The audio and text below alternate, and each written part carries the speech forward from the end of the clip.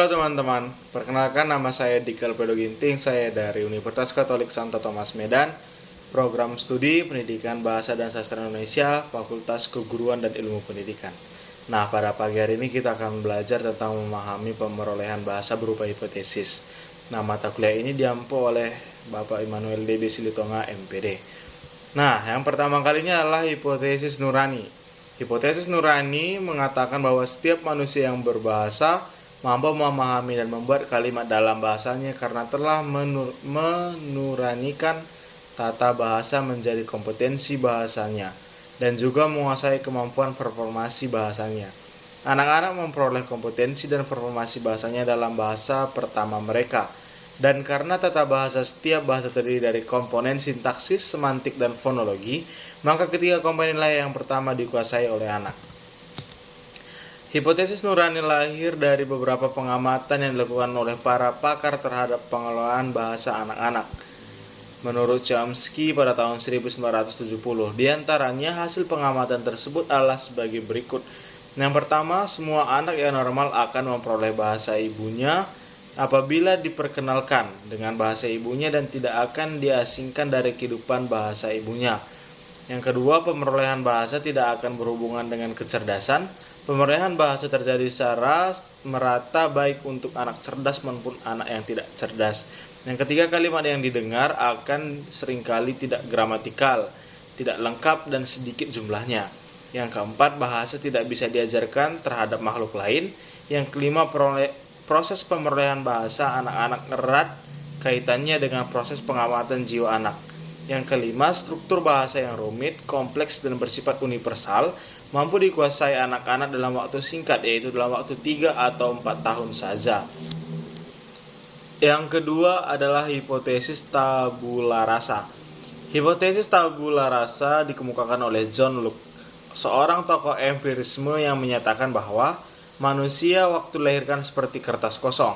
Kemudian, teori ini disebarkan oleh Watson, seorang tokoh aliran behaviorisme. Menurut teori tabula rasa, semua pengetahuan bahasa mulai tampak dan perilaku bahasa adalah merupakan hasil dari integrasi peristiwa-peristiwa linguistik. Skinner menjelaskan berbicara merupakan suatu respon operan yang dilazimkan kepada suatu stimulus dari dalam dan dari luar, yang sebenarnya tidak jelas diketahui. Untuk menjelaskan hal ini, Skinner memperkenalkan sekumpulan kategori respon bahasa yang hampir serupa dengan ucapan, yaitu needs, text, exois, textuals, dan intraverbal operant. Yang ketiga adalah hipotesis kesemestaan kognitif.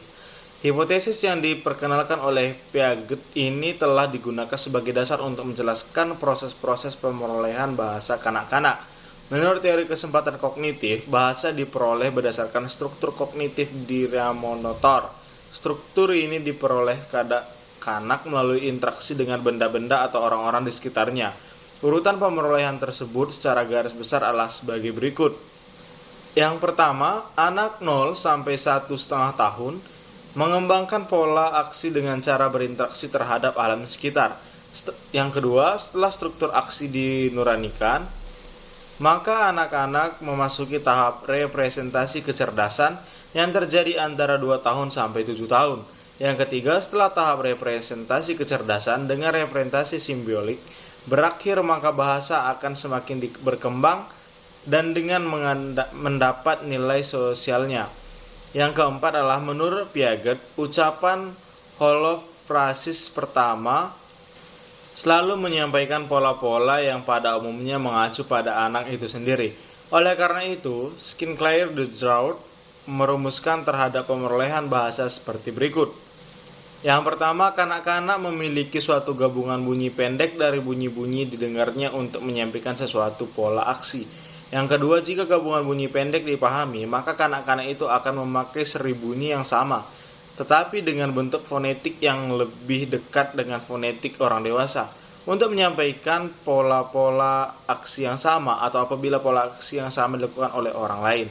Yang ketiga, setelah tahap kedua muncul fungsi-fungsi tata bahasa yang pertama, yaitu subjek, predikat, dan objek.